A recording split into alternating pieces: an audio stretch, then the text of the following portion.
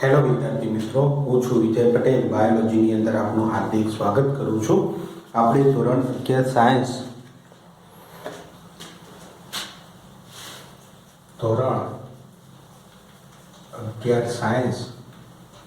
પ્રકરણ 14 ની આજે આપણે શરૂઆત કરીએ. પ્રકરણ નંબર 14 એ છે વનસ્પતિઓમાં શ્વસનની ક્રિયા. વનસ્પતિઓમાં શ્વસન. આપણે આ પ્રકરણની રૂપરેખા આગળ વધારવાની છે. શ્વસન તો શ્વસન તમે કોને કહેશો? વનસ્પતિઓ કોઈ પણ સજીવ હોય, એકકોષીથી લઈ અને મહાકાય સુધીના તમામ સજીવો એ પોતાનું જીવન ટકાવી રાખવા માટે શ્વાસોશ્વાસની ક્રિયા કરતા હોય છે. તમે ક્યારે વિચાર્યું કે શા માટે શ્વાસોશ્વાસની ક્રિયા જરૂરી બને છે? જો 2 મિનિટ માટે આપણો શ્વાસ બંધ કરીએ તો આપણા શરીરની શું હાલત થાય છે?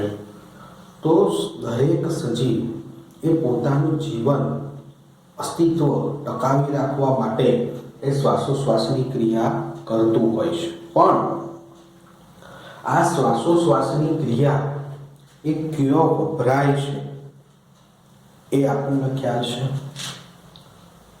તો શ્વાસોશ્વાસની ક્રિયા એ આપણા સજીવ શરીરમાં એ કોઈ પણ સજીવ હોય, એકકોષીથી લઈને મહાકાય સુધીના તમામ સજીવો, સ્વયંપોષી સજીવો હોય કે વિષમપોષી સજીવો હોય, તમામ સજીવો શ્વાસોશ્વાસની ક્રિયા એ શક્તિના નિર્માણની અંદર એ સૌથી મહત્વનો ભાગ ભજવે છે.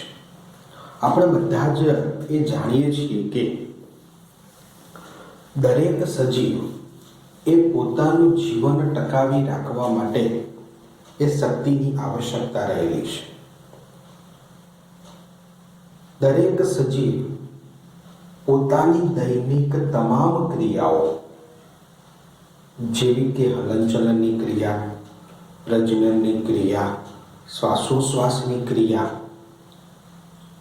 કોષીય પાચનની ક્રિયાઓ, બોલવા, ચાલવા, દોડવા, બધી જ રીતે તમામે તમામ ક્રિયાઓની અંદર એ શક્તિની આવશ્યકતા રહેલી છે. આ શક્તિની ભરપાઈ એ કોના દ્વારા આપણે કરીએ છીએ?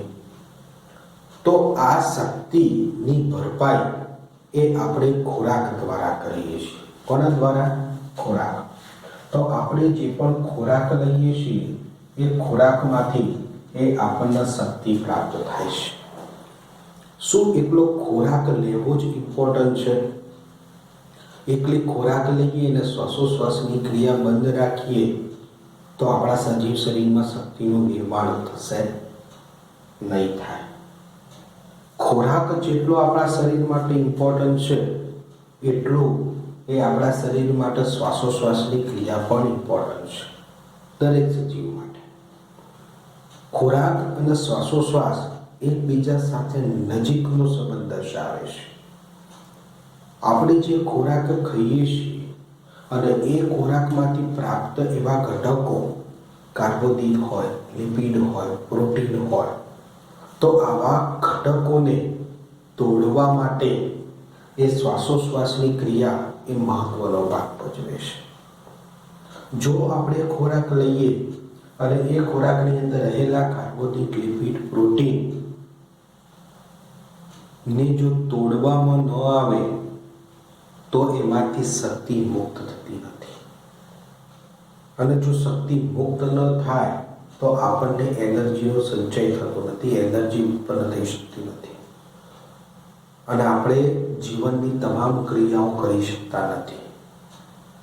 તો ખોરાક અને શ્વાસોશ્વાસ એકબીજાના નિકટતાથી એ સંબંધ દર્શાવતા હોય છે. બીજું, જીવન માટે બધી જ આવશ્યક ક્રિયાઓ માટે ખોરાક જરૂરી બને છે, આપણે વાત કરી. અને આ ખોરાકમાંથી જે પણ એ મહાઅણુઓ પ્રાપ્ત થાય છે જેવા કે કાર્બોદિત, લિપિડ, પ્રોટીન એવા મહાઅણુઓ આપણને પ્રાપ્ત થાય છે. એ ખોરાકમાંથી પ્રાપ્ત થતા કાર્બોદિત, પ્રોટીન, લિપિડ જેવા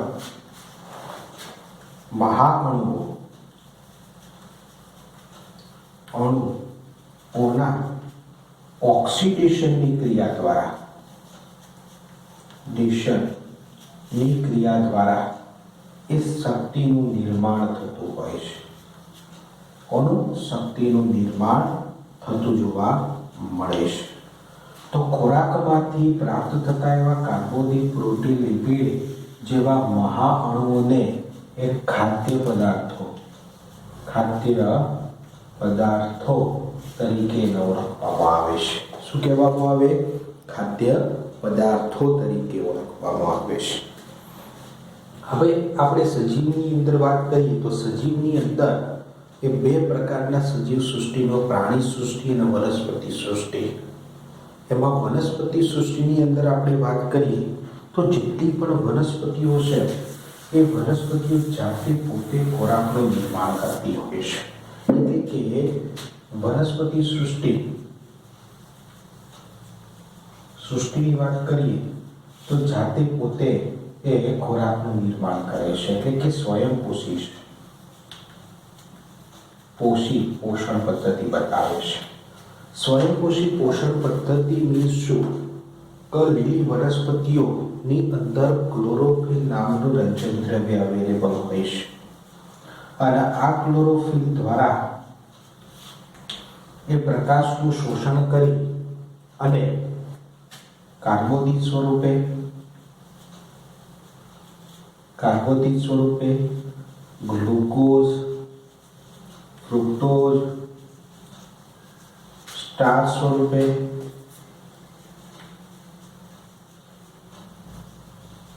સ્વરૂપે ખોરાકનું નિર્માણ કરે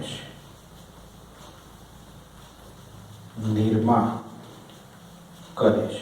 આપણે એ ન ભૂલવું જોઈએ કે વનસ્પતિ સૃષ્ટિની અંદર જે વનસ્પતિ હોય, વનસ્પતિના મુખ્યત્વે 3 મહત્વના ભાગો: મૂળ, પ્રકાંડ અને પર્ણ.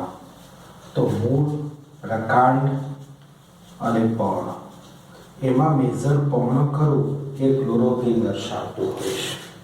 બાકીના ભાગો મૂળ અને પ્રકાંડ એ ક્લોરોફિલ દર્શાવતા નથી.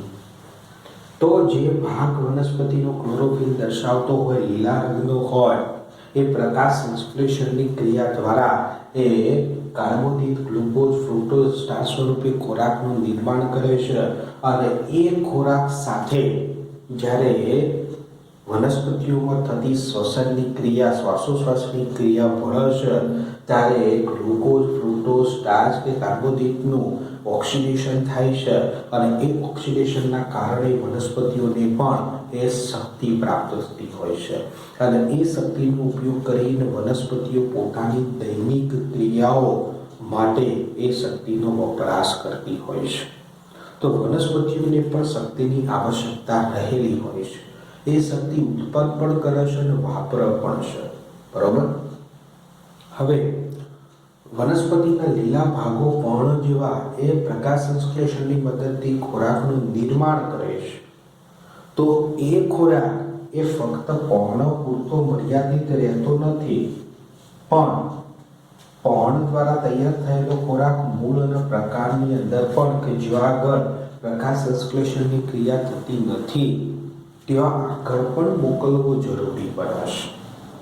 તો એ ક્રિયાઓ કરવા માટે ઓક્સિડેશનની આવશ્યકતા રહેલી છે. ઓક્સિડેશનની ક્રિયાઓ દ્વારા એ પર્ણ દ્વારા તૈયાર થયેલો ખોરાક એ સ્વરૂપોમાં ફેરવી અને મૂળ અને પ્રકાંડની અંદર એનું વહન કરાવવામાં આવતું હોય છે. મૂળ અને પ્રકાંડની અંદર એનું વહન કરાવવામાં આવતું હોય છે. તો આખી વનસ્પતિઓની અંદર એ ખોરાક અને એ ખોરાકમાંથી પ્રાપ્ત શક્તિ એ આખી વનસ્પતિના પ્રત્યેક કોષને પ્રાપ્ત થાય અને પ્રત્યેક કોષ એ કાર્ય કરી અને એ વૃદ્ધિ અને વિકાસ તરફ આગળ વધતો હોય છે. એવી જ રીતે એ પ્રાણી સૃષ્ટિની અંદર આપણે વાત કરીએ તો પ્રાણી સૃષ્ટિની અંદર પણ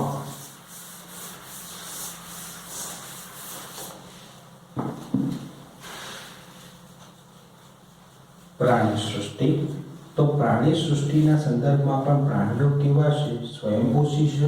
ના, અમુક પ્રાણીઓ સ્વયંપોષી છે, સાયનો બેક્ટેરિયા જેવા. તો સાયનો બેક્ટેરિયા જે ક્લોરોફિલ દર્શાવે છે યુક્ત છે, એ જાતે પોતે ખોરાકનું નિર્માણ કરી શકે છે. તે સિવાયના તમામ પ્રાણીઓ ખરા એ વિષમપોષી પોષણ પદ્ધતિ દર્શાવે છે.